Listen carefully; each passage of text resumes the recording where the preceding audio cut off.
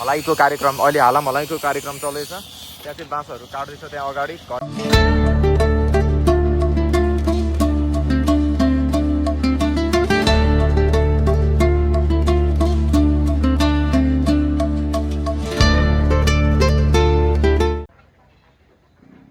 Good morning guys, म चाहिँ भर्खर अहिले आँखा खुल्यो, यहाँ घाम चाहिँ बाहिर आइसक्यो। So welcome back to my new vlog. So आजको ब्लगमा तपाईँलाई स्वागत छ।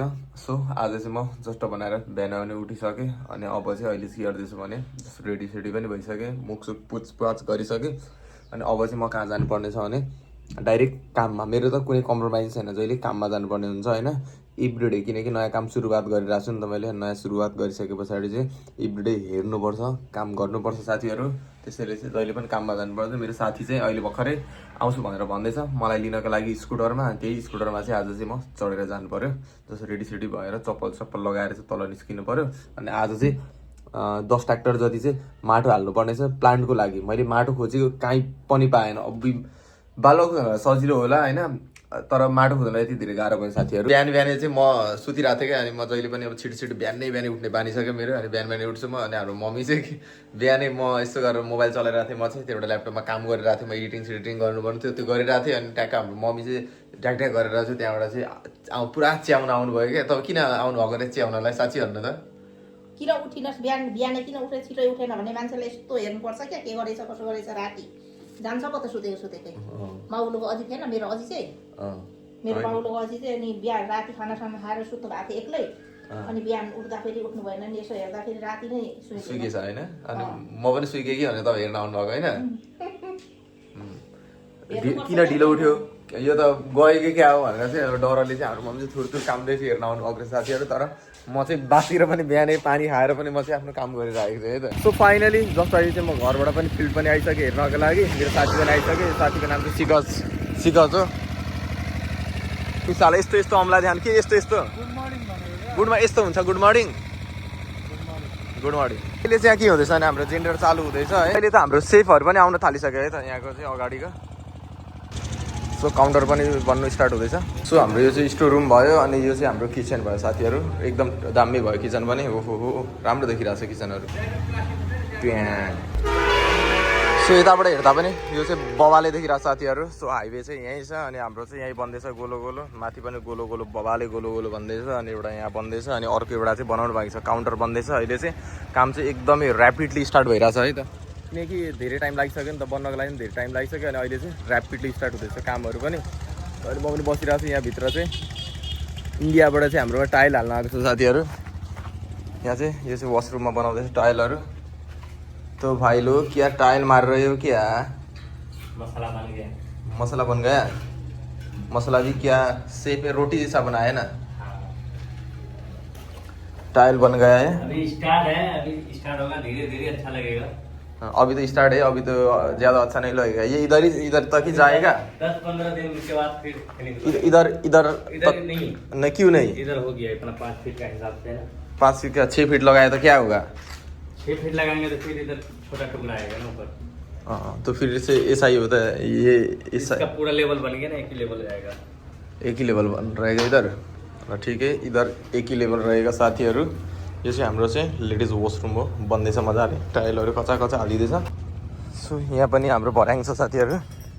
अनि अहिले चाहिँ हामीले के गरिसक्यौँ भने साथीहरू यतातिर चाहिँ सबै टोटली धानहरू रोपिसक्यो। अब यो चाहिँ केही महिनामा 1 महिनाभित्रमा यति साह्रो यहाँ चाहिँ हरियो देखिन्छ, यति हरियो देखिन्छ नि। पुरा हराभरा यहाँ हुन्छ नि। यस्तो यो यस्तो हराभरा आज त यो खतरनाक हराभरा भयो त्यो भन्ने टाइपकै हुन्छ कि यस्तो टाइपको हराभरा देखिन्छ यहाँ चाहिँ साथीहरू। अनि सो हाम्रो चाहिँ अनि हामीले चाहिँ यो पनि हालिसक्यौँ किनकि उताबाट चाहिँ बाख्राहरूले चाहिँ हाम्रो खाइदिएर चाहिँ हामीलाई नोक्सान भयो है। अनि यो तपाईँहरू देख्न सक्नुहुन्छ मैले रोपिदिएको यहाँ चाहिँ कस्तो हुन्छ। अस्ति मलाई फेरि यस्तो यो खेतीपातीहरूको त्यस्तो नलेज छैन नि त, किनकि मैले त्यस्तो धेरै खेतहरू चाहिँ गरिनँ। मैले अलिअलि मल बोकेको सानोमा, त्यो सानोमा अलिअलि काम गरेको, त्यही पनि मलाई त्यो सबै तरिकाले चाहिँ मलाई थाहा छैन है। मैले चाहिँ यहाँ ल्याएर रोपिदिएको साथीहरू। बाल्लो छ, माटो नपाएर एकदम टेन्सन भइरहेछ।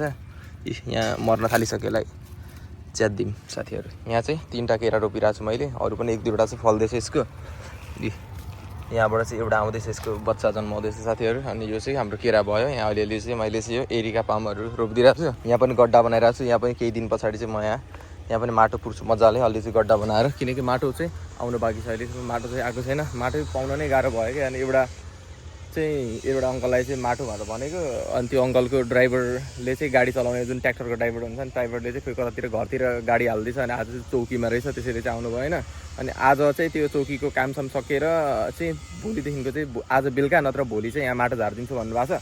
अनि माटो झार्ने बित्तिकै यो लाइनमा राख्छु भनेर सोचिरहेको छु क्या। यो लाइन एउटा चाहिँ यो छ नि यस्तो यो खर, यसलाई चाहिँ म हटाइदिन्छु। अनि हटाइसके पछाडि चाहिँ उयो ठाउँमा चाहिँ म राख्छु। राखिसके पछाडि चाहिँ त्यसबाट चाहिँ निकाल्दै मल हाल्दै त्यसलाई चाहिँ मैले चाहिँ अलि अरू अर्डर पनि दिनुपर्ने छ। यो के भन्छ नि, यो गमलाहरू पनि अर्डर दिनुपर्ने छ माथि। अनि 100 जति गमला अर्डर दिइसके पछाडि चाहिँ अनि त्यसमा चाहिँ टक्क माटो हाल्ने, राम्रो खालको माटो हाल्ने। अनि प्लान्टहरू चाहिँ गर्दै चाहिँ गर्नुपर्यो क्या। किनकि रेस्टुरेन्टहरूको एसिड्स भनेको चाहिँ त्यहाँको एम्बियन्स हुन्छ होला सायद, मलाई थाहा छैन साथीहरू। त्यही पनि त्यहाँको चमक धमक त हुने होइन, अलिकति ऊ भनेको।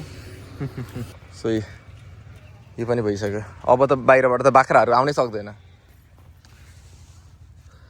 सो तपाईँहरू देख्न सक्नुहुन्छ अहिले एउटा केरा, 2टा केरा, 3टा, 4टा, 5वटा। यसले त यति सानो उमेरमा पनि 5-5वटा बच्चा जन्माइदियो। अझै मुनिबाट आउँदैछ होला, अरू पनि आउँदैछ। यतातिर खन्यो भने अलिअलि यहाँ पनि देखिन्छ। 1, 2, 3, 4, 5 खतरनाक ज्याद्रो हुँदो रहेछ। यहाँ त केराको त पुरा जङ्गलै जङ्गल हुनु भाइ। मलाई अहिले भर्खरै चोप लाग्यो, त्यहाँ मैले छुएको थिएँ, त्यसको चोप लाग्यो। म यसमा केरामै पुछिदिइहाल्छु यसलाई।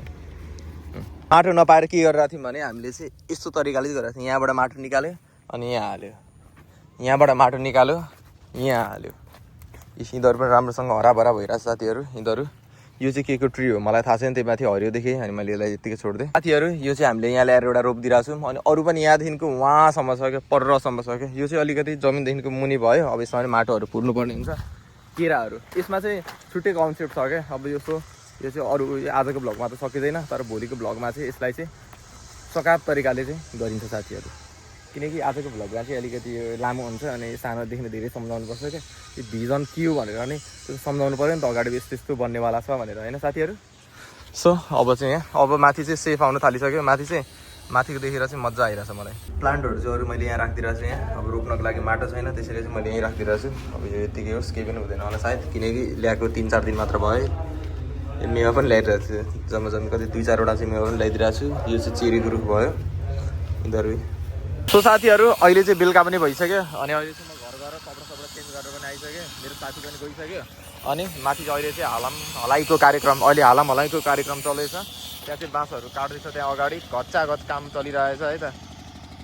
ओ दाइ झरिहालेँ म। ल हाम्रो दाइ पनि आइसक्नु भयो। सो फाइनली यस्तो अहिले त लुक चाहिँ यस्तो डिफ्रेन्ट, यस्तो चेन्ज आइरहेछ कि सो देखेर पनि क्या खुसी लाग्छ। सन पछाडिको सो तपाईँहरू देख्न सक्नुहुन्छ कि पछाडिको भ्यू कस्तो देखिरहेछ है। अब म झर्छु यहाँबाट। म त यस्तो यत्तिकै घुम्नको लागि मात्र चढेको साथीहरूमा। अहिले चाहिँ के भइरहेको छ भने अहिले चाहिँ जस्ट अब चाहिँ त्यहाँ कामसाम पनि सकेर आइसकेँ। आज सेकेन्ड डे पनि भइसक्यो। अनि अहिले चाहिँ अब घरमा यत्तिकै भिडियो एडिट गरेर चाहिँ इन्ड गर्दैछु। यहाँ छ मेरो भिडियो चाहिँ मैले चट्टै एडिट गर्दैछु। अब इन्ड गरिदिन आँटेको। यहाँ चाहिँ एक कपडा लगाएर चाहिँ आज पनि एक कपडा लगाएर जान्छु म। यो चाहिँ सेकेन्ड मैले जुन लास्टको चाहिँ तपाईँ देखिरहनु भएको छ, यो चाहिँ सेकेन्ड भ्लग हो। यदि लास्टमा आउनु भएको छ भने कमेन्ट गर्न चाहिँ नभुल्नु होला साथीहरू। अनि तपाईँलाई मेरो भ्लग के कस्तो लाग्छ अनि त्यो चाहिँ आफ्नो प्रतिक्रिया दिनु होला। Thanks for watching. नेक्स्ट भ्लगमा भेट्नु होला। Bye bye guys.